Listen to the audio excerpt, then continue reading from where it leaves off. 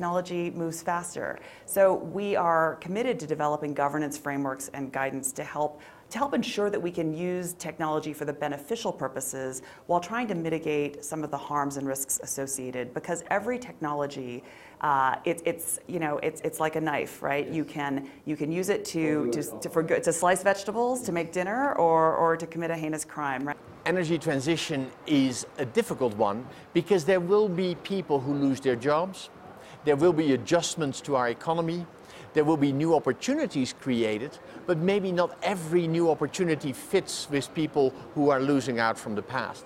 So this mix of managing what is called a just transition and helping citizens all around the world to understand that making this transition in the long run is going to be more cost effective, is going to be cheaper, is a really big role that politicians have to play. It requires politicians to be able to explain this energy transition to the citizens so that we all understand what journey we're on. Assalamualaikum dan salam sejahtera. Anda menonton siapa lagi, saya Kamarul Bahrin Haron di Agenda AWANI, dan siapa lagi kalau tidak Datuk Engineer Karim bersama dengan saya. Mana lagi syarikat kalau tidak Serba Dinamik. Satu masalah saya bila pergi, ini tahun keempat Astro AWANI berada di Forum Ekonomis Dunia, World Economic Forum di Davos Januari lalu. Tapi ini kali pertama saya diberikan tag yang berwarna lain yang membolehkan saya masuk semua diskusi yang ingin saya masuk. Dan tahun ini, sebab itu saya bawa saudara Ashwa Ismail bersama saya. Beliau ambil sedikit daripada temu bual yang perlu saya lakukan supaya saya boleh masuk dalam pelbagai sesi yang penting. Dan antara yang saya nak tarik keluar adalah sektor tenaga itu, energy sector, dan juga inovasi. Innovation has always been at the center of the DNA in any discussion at the World Economic Forum, but especially so for energy, because it is at the World Economic Forum Davos where you look at whether 2% cap for the rise of 2 degrees cap for the rise of temperature for the world is enough, because some are even saying even at 2% the whole world will see very drastic changes to many things, like the glaciers, melting. CNN had a whole week focusing just on glaciers in Himalaya, and imagine if the Mekong River that starts from the Himalaya range, the rise of the water level just over the Mekong basin. So the displacement economically and socially. But we're not going to go there for today. For today, I'm going to talk to Datuk Engineer Karim about the energy transition. Technology sees changes very rapidly, especially in the energy sector. In the previous episode, I've talked about carbon sequestration. We take the jahat CO2 from the atmosphere, put it somewhere where they cannot hurt Mother Earth. But that requires a lot of skills and technology. But the technology in terms of transmitting energy, in terms of having new sources of technology and of energy, like fuel cells, for example. If Malaysia move towards hydrogen utilization, for example, and make it, let's say, 10% of our energy mix, wouldn't that displace people who have all along been working with coal, which forms more than 50% of our energy mix, because the skill set needed for hydrogen will be very different from the skill set needed for the supply chain of coal. So this is what, not my problem, this is going to be Datuk Karim's, Engineer Datuk Karim's problem. Actually, it's my problem, because if people are displaced, there'll be people jobless, and that will create stress in the socio-economic of the country. How do you see our transition, Datuk, in terms of what the technology is bringing? One is the pure supply chain of oil and gas and energy and turbine, rotating equipment or otherwise. The other is the fact that new things are being discovered every day now at faster speed. And Sarawak has never had buses powered by renewable energy before. Now, at least for a certain period of time, the buses are free and they're using solar, for example, in that sense. Can Sarawak transition into hydrogen, for example, be the first wave of the tsunami, a good tsunami, that changes Malaysia adoption and transition fully if not majority-wise, into the renewable and clean energy era, Datuk. But will that transition not be so disruptive to make thousands, if not hundreds of thousands of people losing their job and income because they will be displaced? Cik Kam, I see the issues that you have mentioned just now from the perspective of the destructive effect of new technology.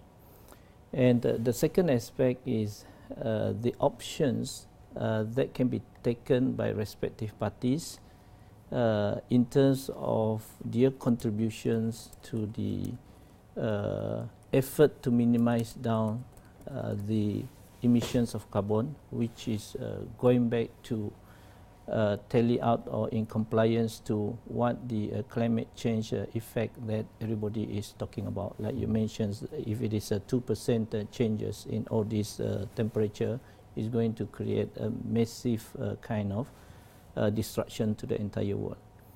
So from the destructive of this new technology, I think it is nothing new.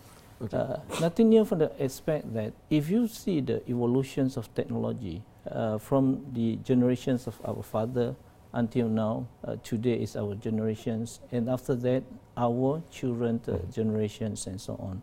This disruption will always be there. And what people has always been touching on now is the effect of the Industrial Revolution 4.0, the destructive portion of it, where it will create loss of jobs, opportunities, and so on. But the same fear happen when all this e-commerce thing comes in place and all this or the knowledge-based economy come into the place.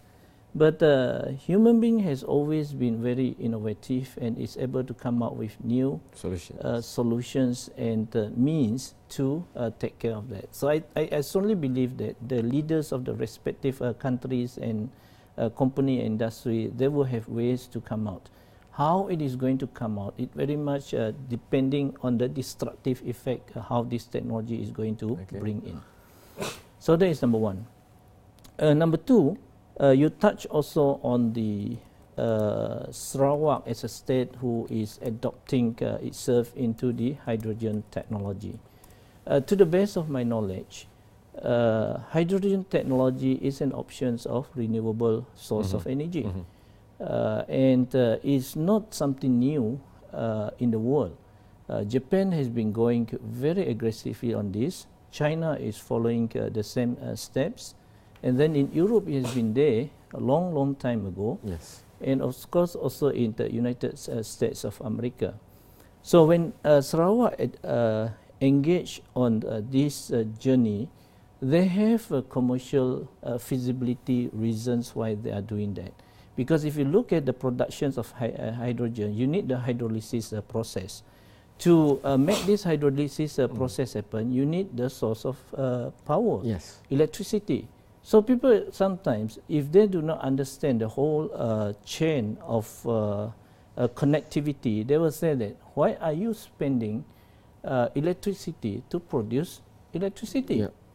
So the rationale behind those who adopted and engaged in all this production of hydrogen is, in the supply of power, electricity, there are lean time where it is abundance of electricity not being utilized. For example, during night time, factories are not working and so on. So there are a lot of extra electricity which is not being used. So the rationale for this is tap on this lean time of utilization to use it for the electrolysis process. So the cost for you to produce hydrogen will be much lower. And if you look at the demand of hydrogen globally, is a big demand.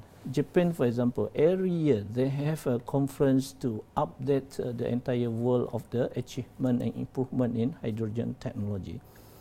And the consumptions and the requirements of all this hydrogen is also widely being used.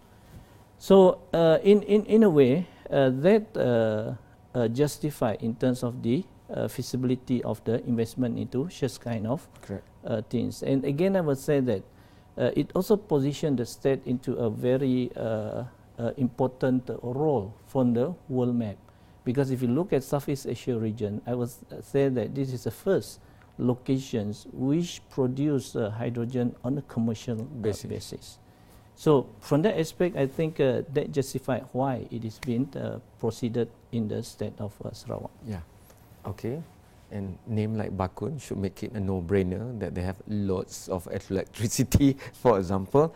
And if we pull a cable from Sarawak all the way to Peninsula, that's going to be a massive undertaking that shall not be discussed right now.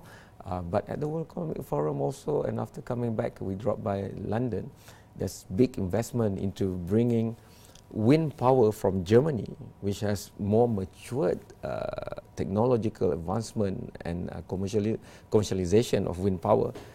They're going to have a cable bringing it all the way up to the British Isles, which I think Datuk know better than I do. I'm just a small paddy farmer's grandson born in the state of Perlis, which have the highest irradiance of solar actually for the whole of Malaysia. But people like you and me needs to know, because the energy cost and energy factor will determine our competitiveness going forward. And by 2050, it's estimated that we're going to have an increase of energy utilization by at least 30 to 40% from the current level, which means 80% dependency on CO2 releasing energy is not good enough. Let's go for the first break, or maybe our final break. But once we are back from Sarawak, also I want to move on to how do you link that to talents? Because I think the closest statistic I have is in 2015. The Malaysia oil and gas mining sector alone have about close to 20,000 employees. So imagine now, and if what Datuk says about hydrogen, not the same people who was in oil and gas will be there in the hydrogen side, because hydrolysis is a different process altogether and different equipments at that. So how do you invest into building capacity for something new like hydrogen for the country, Datuk? That will be my question to you, and that we'll share after this. Because if we were to make hydrogen substantially important for us, those in schools right now need to be talking about hydrolysis and hydrogen, so that by the time they come out, they are already able to lead us in that energy sector for the world. After this short break.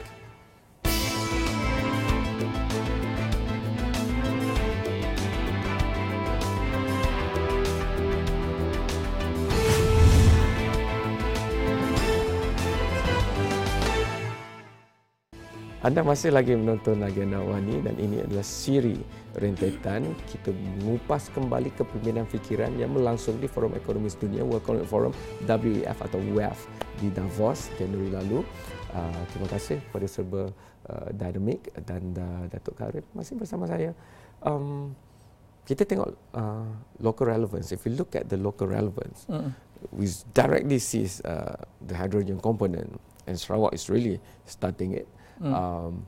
At the World Economic Forum also they acknowledge the role of new energy sources like hydrogen, which doesn't have the problems of coal and oil and gas. But building capacity is another matter altogether, Datuk.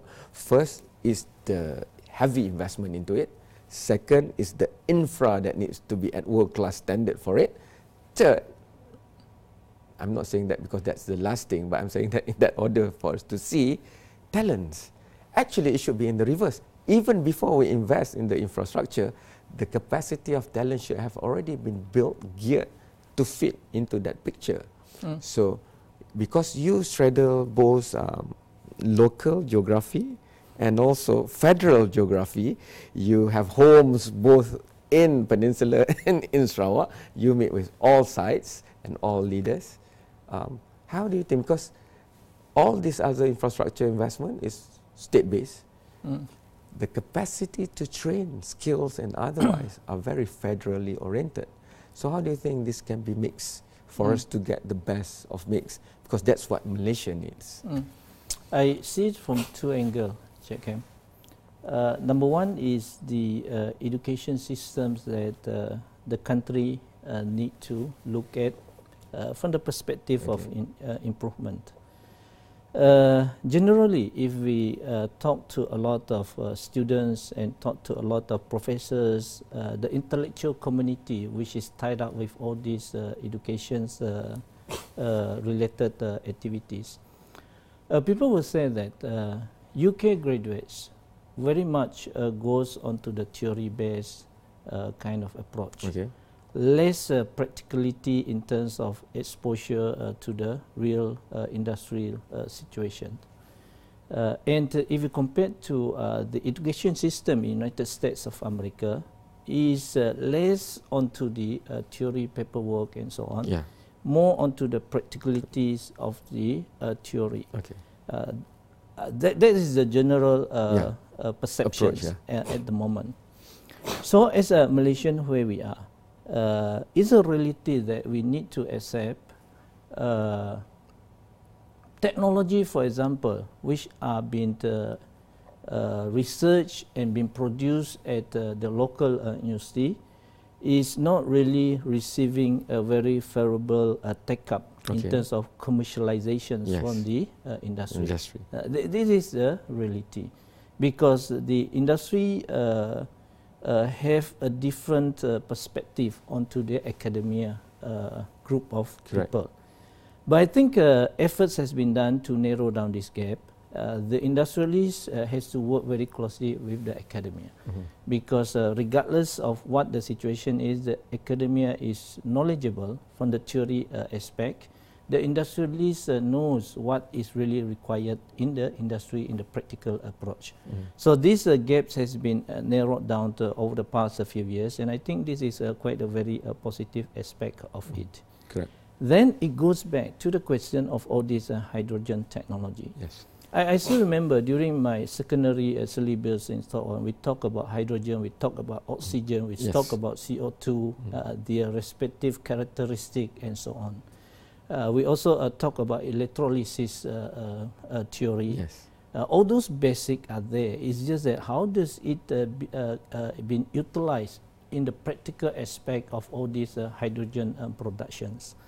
So what I'm trying to say here is the education process, narrowing down the gap between the academia and also the industrialists need to put in a very fast track manner. That's number one. And then the number two is how does we create this talent, because this is something new to Malaysian. Or in another aspect, if you want to put it from the Sarawak perspective, it's quite new to the Sarawak people. Yes. So for me, that is where we always believe technology is something that we cannot isolate ourselves with. Industrial Revolution 4.0, for example, when we talk about the mixed reality technology capability from the Industrial Revolution 4.0, will be a perfect fit into this talent development. Which Serba is already doing. Yes, that is an area which we have been, I would say that we are quite good in. Yeah. And this has been recognized in quite a number of other parts of the world through our discussions and our presentations and so on. Just to summarize down briefly, what can this mixed reality do? Is a combination or integration between visual reality and augmented reality. Correct. And we combine it also with AI, artificial intelligence, where the data collected, the digital forms and so on, it can be diagnosed, digest, and come out with certain results and interpretation through the algorithm approach. Yeah. And then how does it augmented this so that it can be practically been applied into the industry? So the cloud computing technology will come in, and as a result of all these things, what it will benefit in terms of talent development is the people of Sarawak. If we are talking about Sarawak, or if we are talking about Kuala Lumpur, the people in Kuala Lumpur does not really actually need to go to the manufacturer physically, or the subject matter expert in Japan, for example. They can pull out the same information through the cloud and start communicating, and the educations and training can start from there. So it can speed up the process of all this transfer of knowledge and the developments of the understanding and talent. So again, this technology comes into play this particular role. To sum it up, Datuk, can't we have a quadruple helix? Can we have the public sector, the government? Can we have the private sector, which Serba is? Can we have the academia, the R&D of the higher institutions of learning?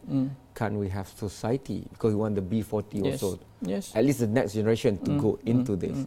And I think Serba is well positioned to, link all four, bungkus cantik-cantik, and then just lead the world in this.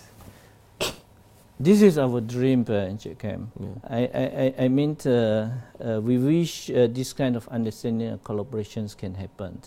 But again, as a corporate organization like us, time is an essence. Correct. Every month, every quarterly, we have reports that we need to report back to our regulator, shareholders, where we are today. So when I said time is an essence, we can't wait for other parties to come in and try to realize all these kind of things. That is why we have our innovation team, we have our research team, and then we have our connectivity with other global institutions who can be the subject matter experts. We are doing all these things. Why? Because we can't wait. This is the situations that we are put in. So to as much as what we can do, we will do it, so that we can generate the end results that we want. But we hope that the collaborations that you have mentioned can come in, so that more people can benefit. Anyone who wants to come and work together, you are open to it? Sure. Okay. Very much welcome. You heard it here at Agenda AWANI. There's high technology, new ways of learning. No need to send 10 engineers and technicians to go to Japan. They can just go to Serba's entity, and they can put on the goggles like gamification, and they can learn the best of technology. And that has been demonstrated and already done by a Malaysian company called Serba Dinamik with global platforms. Thank you, Datuk Senior Karim, and thank you for watching this. This has been a series of discussion to explain and to further the thought leadership at the World Economic Forum Davos for local relevance in Malaysia and then back to the world.